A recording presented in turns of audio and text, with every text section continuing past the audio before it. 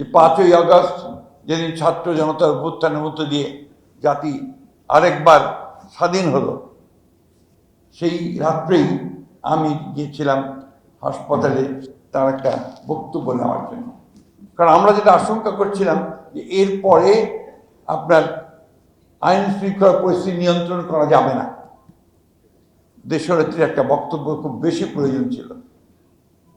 আমি গিয়ে তখন অত্যন্ত অসুস্থ তিনি, আমি যখন হাসপাতালে থাকি আমি বললাম যে ম্যাডাম, যেমন করে হোক কষ্ট করে হলেও আপনাকে ছোট্ট একটা বার্তা দিতে হবে, মেসেজ দিতে হবে।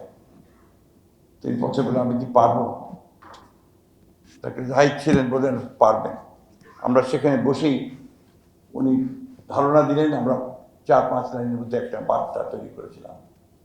সে বার্তাটি এত কষ্ট, এত নির্যাতন, এত নিপীড়ন, এত অত্যাচারের পরে তিনি যে বার্তাটি দিলেন সেটি প্রথম ছিল প্রতিশোধ নয়, প্রতিহিংসা নয়, আসুন আমরা সবাই মিলে ঐক্যের মধ্য দিয়ে, ভালোবাসার মধ্যে দিয়ে নতুন বাংলাদেশ নির্মাণ করি। এই একটি বার্তা সমগ্র বাংলাদেশকে বদলে দিয়েছিল। এই কথাগুলো আমরা সাধারণভাবে আমাদেরকে ভাবা উচিত, আমাদের চিন্তা করা উচিত।